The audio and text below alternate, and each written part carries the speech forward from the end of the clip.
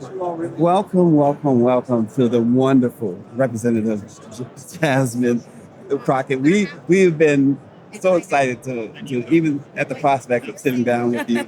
But I got to start, and I wrote it down because our chairman of the National Newspaper Publishers Association and I, Bobby Henry, we was talking about your latest viral quotes, and Okay. and here it is. A vindictive, wow, villain violate voters' vision for a better America or not. Yeah.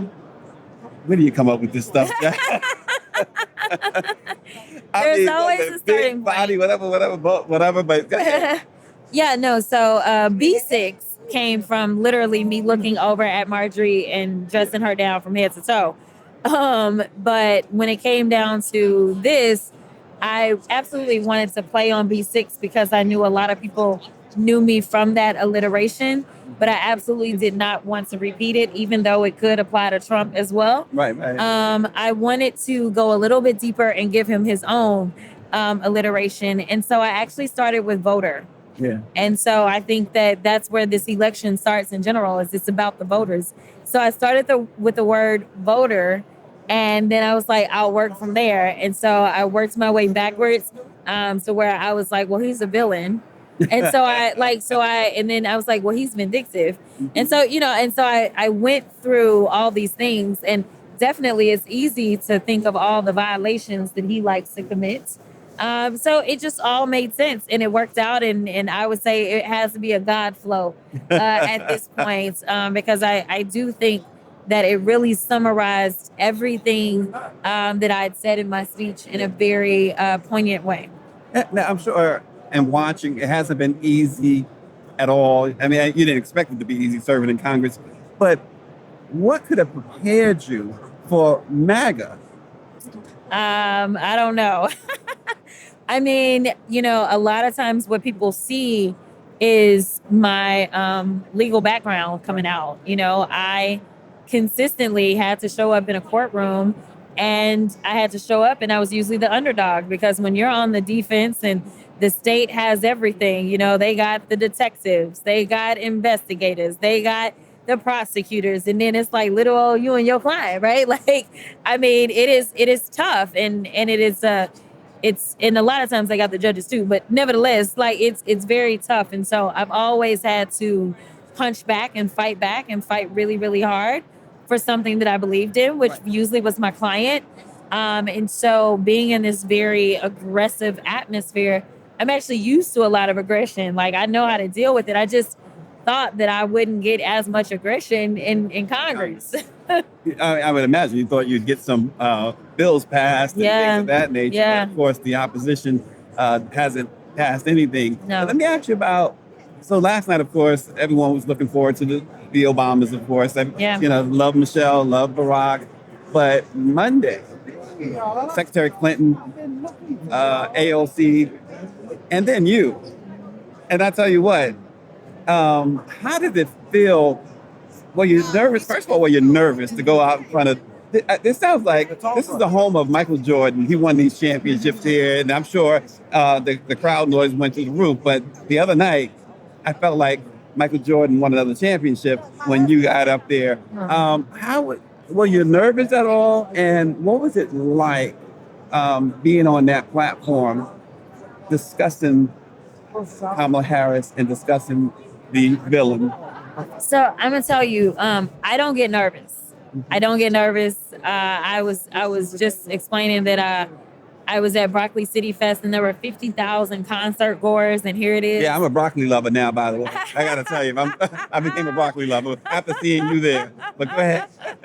And I wasn't nervous at all, right? Like, and this is the place where, like, nobody wants to see a politician. They came to see everybody like rap and sing and do all the things.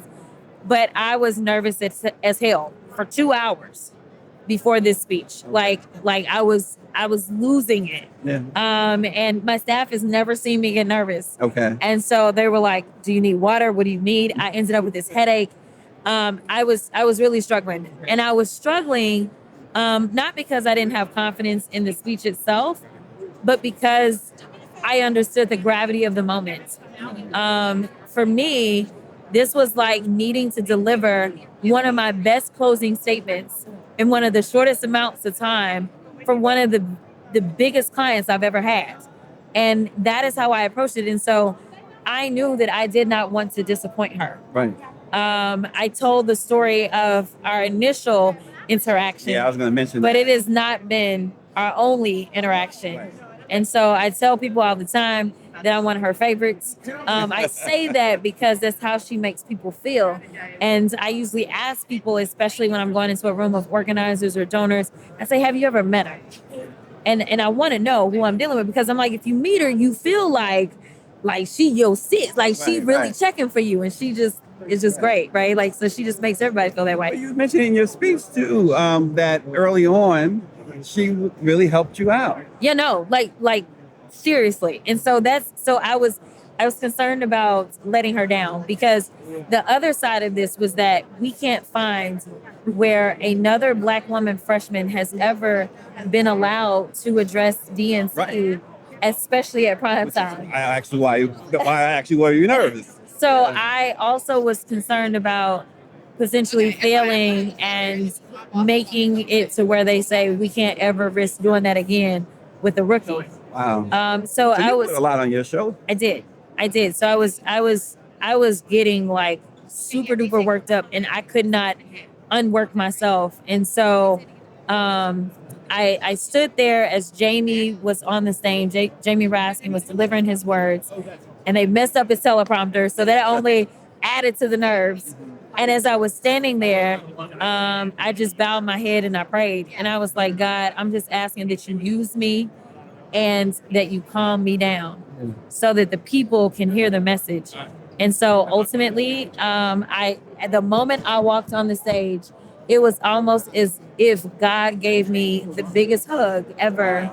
And I was good. Like, as soon as I walked on and the crowd started cheering, it was like, and I was like, all right, I'm good. Like, I'm Okay. good. And Yeah. and I flowed from there. So I'm gonna tell you this.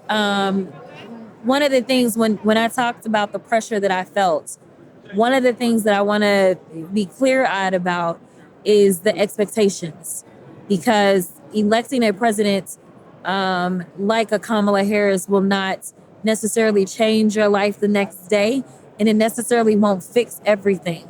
It's going to take more than that, right? What we've seen is that our rights have been trampled upon by this Supreme Court, and we're stuck with it for a minute, right? And so I want people to understand that we still have limitations, because I don't want them to see this and say, well, she failed, because she's going to need a House, she's going to need a Senate.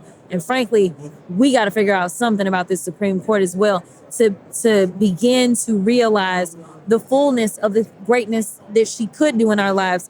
Now, as it relates to the systems and the institutions themselves, well, you can change who's at the top of these very systems. That is the beauty of being the president. We saw that we ended up with the Secretary of HUD. There was a Black woman, Secretary Fudge, and the difference it made, because from her perspective, she could see that when it comes to housing, they want to devalue our homes, which is then affecting our wealth or our generational wealth. You know, these are things that she understood. But when you have somebody that doesn't understand that, then the system is not going to be changed to make sure that it works for everybody. So when you can change who's at the top, even like tonight, we will hear from Secretary of Department of Transportation, Secretary Pete. He is a gay man. And so guess what? He knows what it is to have his rights trampled upon. So the Civil Rights Division still exists within the Department of Transportation right now. And because of crazy decisions that have come from the Supreme Court around affirmative action and things like that, they have preemptively, which usually we are in a very responsive stance, decided to change some of the rules around what they call 8A.